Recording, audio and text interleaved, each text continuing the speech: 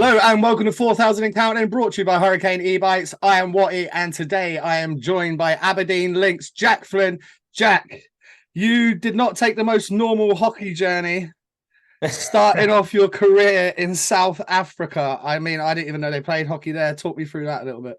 Yeah, it was a bit weird. So obviously started in Germany, Cologne. We Okay, moved nice. when I was about 5 years old. Started with the junior program there. Then we got moved over to South Africa. It was a bit tough. Obviously, I think there's only like 6 ice rinks in the whole of the country. They're all part of like the malls and casinos. It's a bit weird, but A bit we like Dubai style. You seen the what's rink that? in? Have you seen the rink in Dubai? Is it that kind of Aye, vibe? aye, aye. Aye, similar to that. So, but my mum and dad, luckily, they were able to put me over to like camps in like Czech Republic every year. I did the best of British. I think I did it in Swindon. James Ethan, he was there. As James Griffin, he was actually one of the coaches when I was there. Oh, And jeez.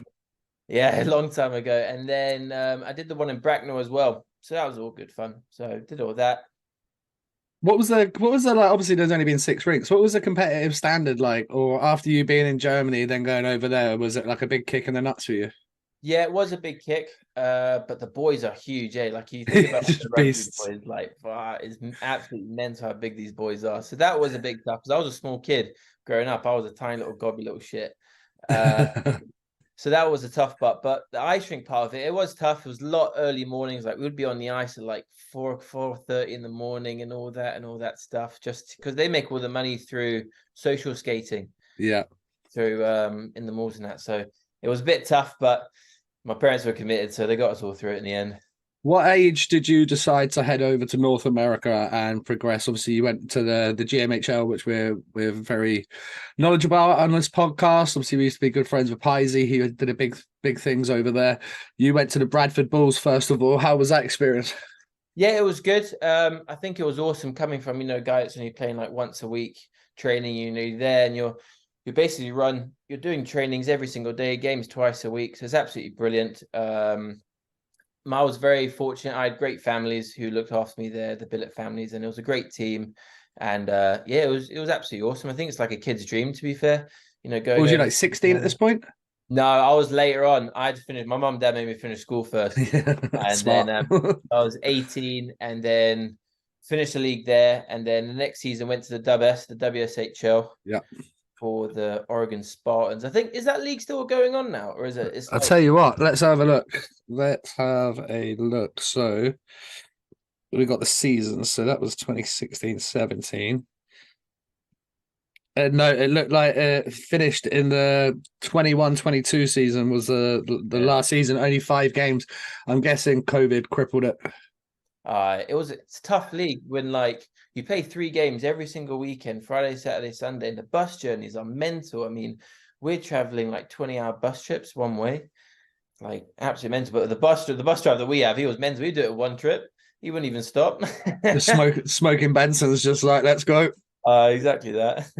What was the experience like having to do those 20-hour bus trips, 3 games in a weekend? And it's tough on the body.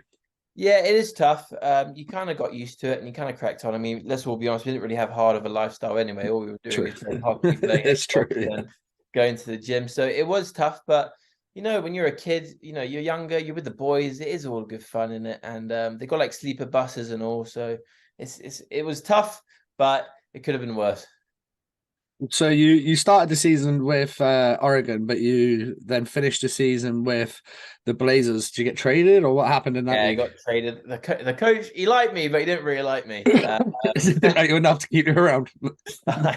And they were trying to do like a bit of like a setup for the next season. So I guess me being because it's under 20s in the WSHL where the GML is 21. So Yeah. I guess they just wanted Bellingham were interested in me. So yeah, I was quite keen to go. It was good fun. What's that experience of getting traded like? It's always a bit tough. It's always a bit tough, but I think you just got to crack on because at the end of the day, there's another team that really does want you. So as long as you Yeah. can get through that mindset of, maybe you don't want me, but you get to prove them wrong. So it was good. It was good fun being in Bellingham. It was only a short stint you had there, obviously finished the season out, and then you decided to go back to Bradford with in the GMHL again. What drew you back to that league?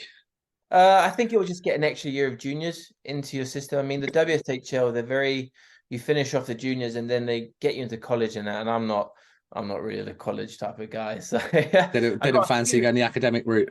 I got a few offers in ACHAD1. I think I got like 2, but I'm like, again, I'm not academic at all, so it would have just been a waste of time. So I did another year in juniors just to see if I could progress onto the next step. And yeah, that was it really. So obviously you're not shy of a pim or two. Did you take that route as you were going through juniors? Did you find yourself maybe dropping the gloves a little bit more, or the further you went in? Yeah, I think most of my pims, I think they come from hits more or less than fights. I was getting, especially in England, I was getting slaughtered with penalty minutes, especially for late hits. Because, if you're playing in the States and that, Finish every hit. Finish every hit. That's how you play. Big hits doesn't matter. Finish your hit. And it took me a while to get back, play English style hockey. I mean, you can see my pims when I'm playing for Romford. I think I got like 4th highest or 6th or 7th. You had 163 that year. Let's have a look where that sits on the league rankings in terms of pims. It's got to be up there. Pims, yeah, 3rd highest behind D-Man Thomas McKinnon and Josh Martin. How the fuck did Josh get 171 pims that year? Saying that, Josh would have a little scrap every now and again. So you do that, you get a couple of misconducts, a couple of fuck yous to the ref chucked in the mix, and all of a sudden those pims add up pretty quick. Obviously, your family, were they still in South Africa then? Because you left the GMHL and went, and it looked like maybe you finished out the season back in South Africa, did you? Before you decided to come over to the UK? Well, luckily, it's like South Africa seasons. It's after it's like a bit like Australia and New Zealand season. Exactly that. So I just got to finish off playing with a couple of my mates and all that, and then I decided to come over to the Aberdeen. So the way you finished up there, you come off that GMHL. Obviously, the standard's not as good in South Africa, but the confidence must be buzzing. You get 7 points in 4 games. Yeah, must be feeling good. Yeah, no, it was good. It was good fun. Obviously, you're always the big man when you're there, and the boy that always went offshore, not offshore, overseas, and obviously all the works through that. So no, it was good fun. It was always good fun. What were the South African boys like? Were they giving it to you for fucking being a big wheel and going to the States? Or like, yeah, always, yeah, come on, always. But you love that shit. That's what it's all about. It's all about the banter in the room and stuff. But yeah, you said you shot off to Aberdeen. Now, did you ever imagine that you would end up in Aberdeen playing in the SNL when like 3-4 years ago you were just playing in South Africa before the American Canadian dream happened? Yeah, no, it's a bit of a weird turn. In some states, I could have stayed in the States and gone to the Fed League and everything like that. But I thought, yeah, no thanks. You know what you're doing with there. Some boys, I got one mate. He went to the Fed. Timo, I can't remember his surname, but Timo, and he's made up his way through rankings, but he's good, eh? Really good. Yeah. But so I decided to come up to Aberdeen, but I was struggling to find a team. Only reason being is because I was considered an import. So stupid. Even though you're born just down the way here, weren't you, Camberley? Yeah, born in Camberley. And then I wasn't able to play for South Africa national team because they considered me as English, like I had English passport, nothing to do with South Africa, so I could never play for them. And then I come to the English league, and they're like, "Oh wait, you haven't trained here for what, 2 years or something? You're considered an import." So luckily, we got some lawyers involved, and we took that out of it. With help from Collie and a few other management. But my first year in Aberdeen, I was still classified as an import. So me and my mum, we went through a couple of teams here and there. Spoke to Telford a little bit, spoke to Romford, and at the end of the day, I decided just to do my season up in Aberdeen, and they were welcoming me with open arms as well. So it was absolutely brilliant. You touched on getting the lawyers involved. How did that process play out then? Because that's interesting for anyone that's perhaps going through the same sort of thing that you went through back then. I think it's getting a lot easier now. I think they're looking at it. Well, he didn't move there. He didn't. It was up to his mum and dad to move in certain places. So I think the only reason why the lawyers did get involved was more or less to just help them realize that I'm just here just to play some hockey, have some fun, and you're stopping a lad at 21 from doing that just because he had to move out of the country. But I'm not being funny. It's the SNL as well. It's not the fucking NHL. Exactly. Like, come on, give us a break, guy here. Like, let's go. Exactly that. Yeah, it's not like Aberdeen. We're like, right, we're just gonna sign this fucking guy right out of the AHL, pretend he's British. it's it is what it is. Like you say, you're a 21-year-old lad. You just want to play some hockey, have some fun in a different country, Yeah. experience a bit of life. Because obviously you've just been doing the junior thing. I imagine then you out living on your own for the first time there. Yeah, so when I first came out living on my own, it was good fun. It was a hard transition because you're constantly with your teammates, in juniors, like you live together in like a house of you, like four of yous, always at training. So it was a hard transition. But as soon as you get past, as soon as you get like a normal job, and then you become a bit too, become a bit busier, it is a lot easier. What did you make of dropping down in the schedule? Obviously, it's got to be difficult going from 40 games a season, 3 games a weekend, multiple practices, and I imagine then you're playing one. Well, it was 15 games that season, so was it Yeah. like one every other weekend? Like that's got to be tough to stay focused, Yeah, it was tough. It was tough. But I think it's especially at 21. Jesus. exactly that. Luckily, the Aberdeen boys, we've got a big of a, we're kind of not all of us, but we do like to go to the pub, so that made it a lot easier. And the boys, really put me under their wing. So, they fit in really, really well, and they made me feel really welcome. So when you get there that first season, you talk about like the boys taking you under the wing. Is there anyone in particular that you showed you the ropes and like introduced you to the town properly and stuff? Oh, it's always going to be the one. It'll be Fraser. I've got Fraser, him coming on next actually. So I know he's brilliant. He's a really good close friend of mine. Him and Marky, they've always been the party boys of the group. And we got lots of different types of boys in the team, but I think at the end of the day, we also like all going to the pub and going to have a good fun after the game. absolutely. You decide to take the step down, well, not step down, step up, but move down to the Raiders. What was that? Was that an easy decision for you to make to head down to that better level of hockey? I think I wanted to do it for myself. It was tough for me to leave Aberdeen, but I thought, let's just, I haven't really got, I haven't got the best of jobs. It's an opportunity there that, maybe I have still, the hockey professional dream, I guess you could say, in the back of your head. And, you want to go on to the next level. So went down to Romford, and then that was when I was a non-import. Yeah. And they signed me up for there under Sean Easton. And yeah, no, it was good fun down there. So you get that step. Obviously now it's 2 games a weekend, practicing like probably 2-3 times a week. Did you feel like better? You were in your stride, in your zone a little bit more?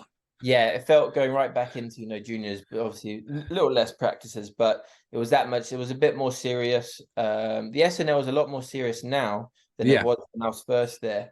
But it was like the next step was, it was a lot more serious. How did you get on playing with boys like Dan Scott, Aaron Connolly, absolute beauties? Oh, absolute legends. They're awesome, aren't they? They're absolutely brilliant. They're really good lads. I thought Romford team, really, really nice lads. Sean Easton, we got along very well until we didn't. Until you did it, yeah. Well, what happened there? You boys ever fallen out? Yeah, it was a game in Swindon. It was all my fault, to be fair. We were a game in Swindon, and I think we were up 2-0. And as you know, if you're winning in Swindon, even winning in the game in Swindon, it's a big deal. I mean, their crowd is rowdy. They got a great big team.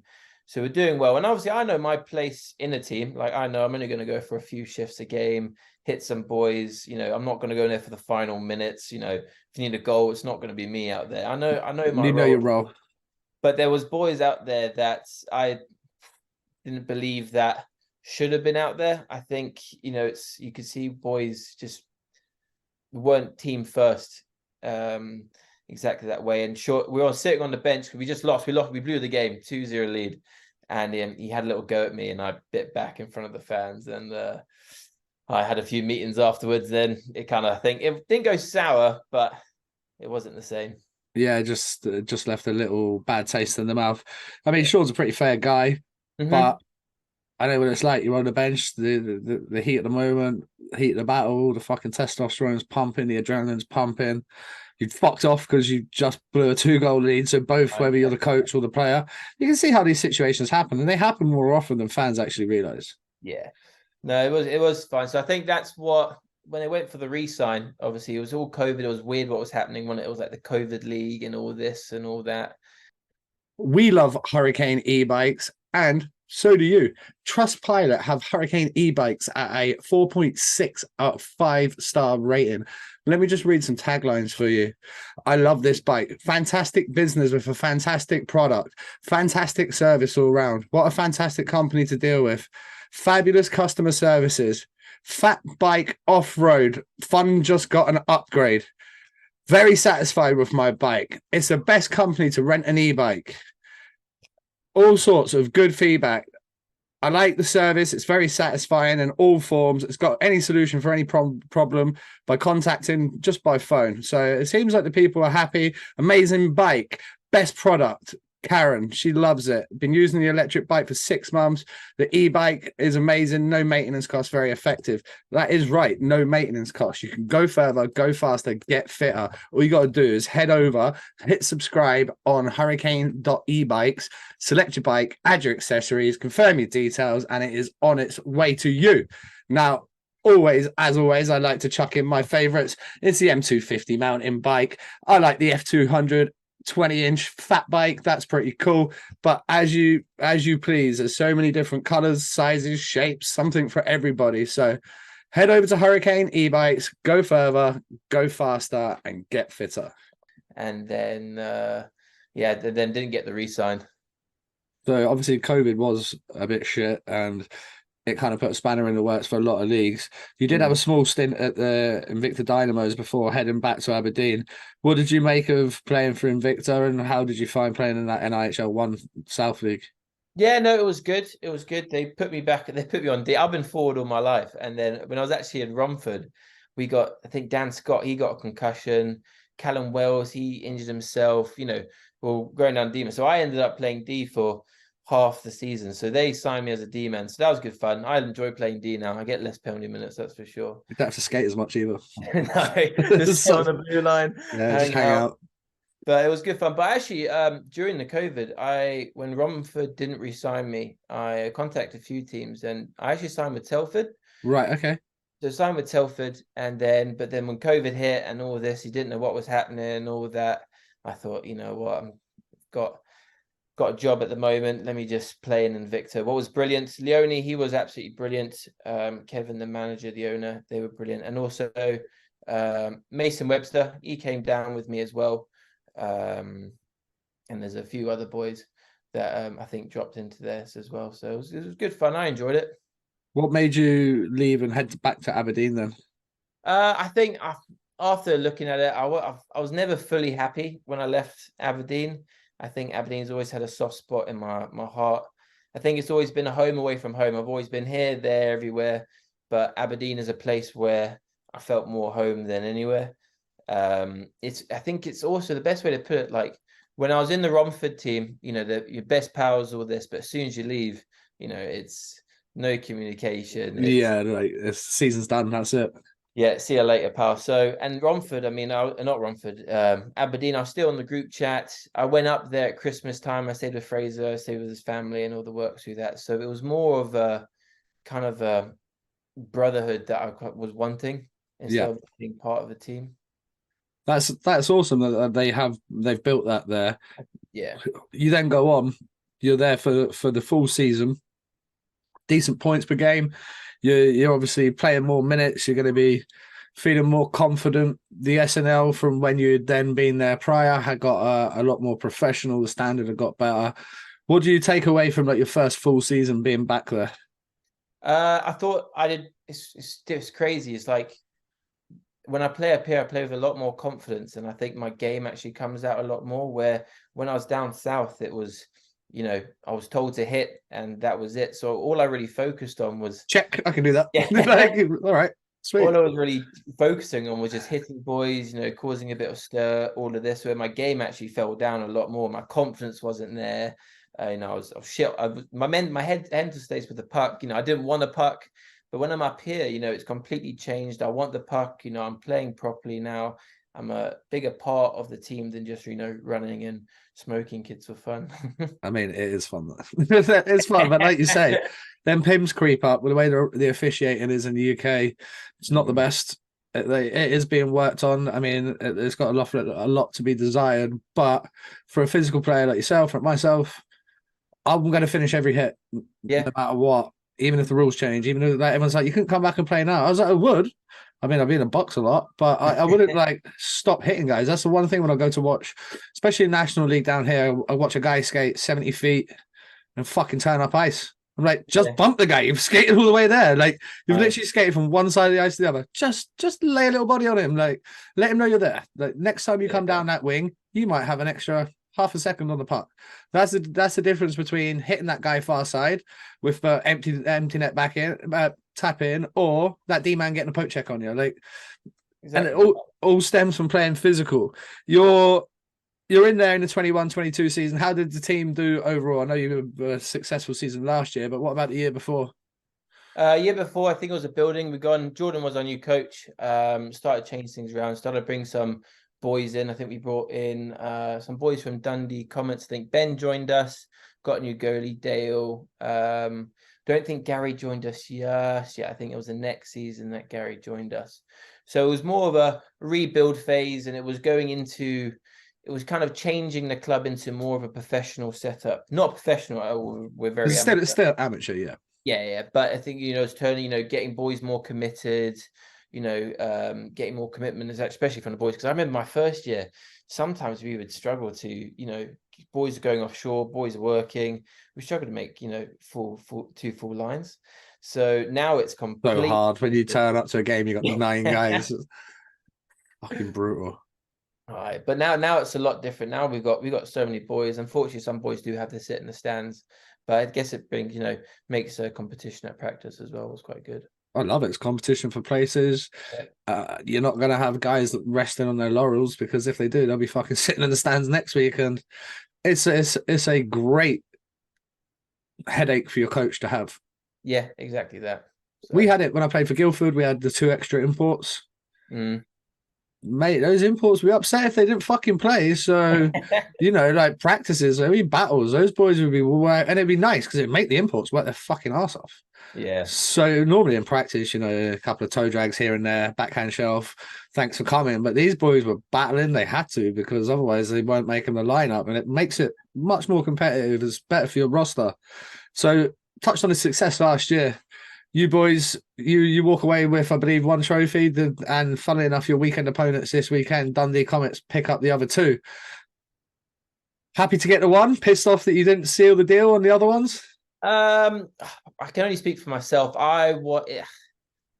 When we won the league, that was kind of my tick. I was like, oh, because it's a long season, and it's worked after worked after worked after. Where the other 2 cups, we lost them in 1 game each. So when we kind of won the league, for me, it was a big relief, and it was a big tick in my box, where it was a bit sour that we lost, especially to Comets twice. But no, I think we still had a successful league. It's the first time we ever won the cup. It's different to the NHL. Like, no one really cares if you win the league. It's more or less if you win playoffs. Yeah. I think here it's more of like a football league background. You know what Yeah, I mean? of course it is. It's a long season. You win the league. Arguably that would be what most people in the UK would say is that it's the hardest trophy to win. Yeah.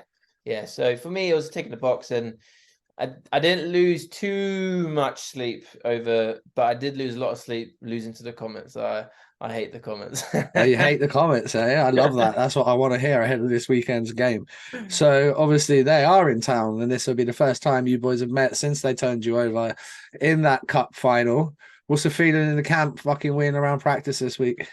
It's good. Well, luckily, we've signed their top boy, Dolan. I saw that. Yeah, so that makes the game a little bit easier. That's for sure. He's really good. He's sanking well. He's on our second line with James DeMay, who's our import, and Ben Edmonds, who used to be part of the Dundee Comets team as well. So there's a lot of like back and forth boys going traveling or what? Love it. Yeah. So no, they're mixing in really, really well. I think Dolan even scored 4 goals for us like this weekend coming. So he's on fire at the moment. I wouldn't be surprised, mate. He used to put numbers up in the BNL and the Elite League and all the leagues he's played in prior. He's played at some good standards and put serious points on the board. So I imagine him playing in that league up there is like playing in the blind league for him, isn't it? Yeah, it's mental, but also it's crazy. Like he's a smart hockey player. He's naughty, hard to play against, and you should see his diet. He's sending the boys like in his group chat. He's eating like chip shop stuff Monday to Friday, Proper like not Scott then. small meals either. Like he's big portions, and then he just rocks up and he's just killing it. He's just one of those mutants, just an absolute machine. I love it. So the word on the street is Aberdeen's a place to be in the SNL in terms of like packed out venue. Everybody's wearing a jersey, like the whole city have bought in. How cool has it been a part of that? Oh, it's absolutely brilliant. It really, it's tough to play in because obviously everyone's watching you, but also because there's Edinburgh also get good fans, and I think there's a few other teams that get a few good fans. But we sell out most games, to be fair. So the other teams, they love it as well. So they always play their best games. So I think in Aberdeen, you're always going to get the best of the best games for sure. And the city's really taken us on really, really well. I mean, you get noticed walking about town sometimes. Wow, So it is a lot of fun, and they're really, really good fans, that's for sure. the league has got a lot better. Mm. There's rumors. I mean, I'll probably fucking put my foot in it here, but never mind. There's rumors that Solway look to enter a team next year, which again will help because all the young guys that want to be on two. I know Solway have got boys out in Kilmarnock, they've got boys out in North Air, they've got boys out down south in the NIHL one. I know you've got Gary Kelly, he's on a two-way with. Yeah. If that SNL league does get stronger, do you think it will push more to be like that NIHL one sort of standard across the board? Yeah, I think it will. I think the only tougher part of it, Bill B, is obviously we're so bloody far north, and Solway's so far down. Well, it's not. I think they used to be part of the league, so it's not too bad. But I think it'll be really good for the league, that's for sure. And I remember we played Solway my first year, and that's when they were a lot better. And they absolutely rinsed us. So I would love to play them again. Yeah, you got not that you remember it at all, no. Yeah. But you do, like someone puts a fucking ass whipping on you, you're gonna remember it, and you remember it for a long time. And yeah, it'd just be good for that entire league because obviously with them being in the National League now, it's a big jump for their juniors to then try and make the Sharks team. Whereas before, that pathway to come in and play at the NIHL 1 North level, a lot of their kids were ready to take that step where that National League is just that extra couple of steps ahead. But if they bring that in, some of the young guys then come down from the Sharks to play for the Sharks too, or however they were to do it. Again, that's only going to be good for the SNL. Yeah, no, it will be brilliant. I think hopefully it does come off, that's for sure. Do you think professional hockey would work in Aberdeen? With such appetite with the fans and the way that they've bought in, like the way the city's bought in, would a professional outfit work out of there, or is it because of the amateur status that everyone's kind of in love with it and bought in? No, I think there could be room for it, that's for sure. We suck for all of us because obviously the import rule. But a few boys getting the P45s. Yeah, I think everyone would. No, it would be good. I think there would need to be a big rink. We got that rink was only got the one side stands and just the right. back. Okay. Yep. I think where you would need a bit more money income for more seats, more tickets, pay all the elite or wages, I guess. But I don't really know anything about that. No, it's just interesting because obviously you see the infrastructure there, you see how well they're doing, but I imagine you're very much in the similar vein to what Streatham are in, the NIHL 1 South. Yeah, they got a great team. Yeah, not many teams are going to beat them in the course of a year. Could they go up? No, because how the fuck are you going to afford to house imports, Brits in Streatham? You guys have got it a little bit differently. You've got the geography aspect. That's an arse ache in itself. So that when you start looking at it, because obviously when we spoke about Solway joining the National, Aberdeen was one of the names that came up from people north of the border saying, yo, you want to see what it's like up there. It's wild. It's packed. It's this. It's that. Everyone's got the jersey. Everyone's bought in. So it's like, okay, so you're established in the city, which is great. But then, like you say, probably a little bit too small on the rink. You then need to gas all the boys off that are there. And it becomes completely different. Yeah, no, I think it would completely change it. But I think, maybe in a few years or a load of years, it could, get a bigger and bigger and bigger. And, that I guess it could be an option, maybe 5 years' time or how many years' time. Is there any sort of relationship with Aberdeen football, or is it us and them mentality? How does it feel like in the city? Aberdeen's just Aberdeen football. To be fair, we don't mix with them. Not part of them. To be fair, they're they're obviously proper professionals. Yeah, Getting there. So no, but it's good. I mean, the city supports them like hell. I mean, they're not even that good. So, but they're selling out every single game, and they've got a really diehard fan group. That's for sure. So, no, I think in North, it could be good fun. I think we're just too far. I mean, look at Belfast. They've got an amazing setup. yeah. And I think it'd just be we're so far north, aren't we? Yeah, just so far, literally. I've never been. Obviously, being Scottish, like I'm a West Coast boy. The furthest stuff I've been is, on the East Coast, up in Kirkcaldy or round about that. Obviously, done Isle of Skye and done all the West Coast, done all that sort of stuff. But Yeah. I've never been up to Aberdeen, so this is going to be a first for me. Give me a couple of things. What should I do? Obviously, I'm getting there early doors Saturday. I believe we're having lunch with the boys. I imagine we go out after. But what should I do on my Sunday? My flight's not until like 9:30. Oh, Fraser and Mark will be kicking about. Don't worry, you'll be able to go on a second session with them if you want. I might have to get someone to come and drive my car home from Luton. So yeah, if any of you fans want to drive my car home from Luton on Sunday night, I arrive back about 10:30. Might see if the missus wants to drop me off in Luton. No, I think it'll be good. A lot of things to see. Best thing to do is the pubs, that's for sure. Yeah. Got the beachfront and all the work through that. But it's a beautiful city. You can always, you go like drive 45 minutes up the road. You're in the middle of nowhere. You go over Sunday roast somewhere. So there's plenty of things to do. Well, I don't know. We'll see how we feel after Saturday night. But Jack, thank you very much for your time, mate. And I will see you in a couple of days. Best of luck for the game on the weekend. And I'm going to grab yourself a chat on Road Tripping episode 3. Cool. Awesome. Thank you, mate. See you later. Right, folks. This has been episode 1 of my little Aberdeen series. He said it. We got the big man, Fraser. He's up next. And we will see you guys this weekend for Road Tripping episode 3. Aberdeen taking on Dundee.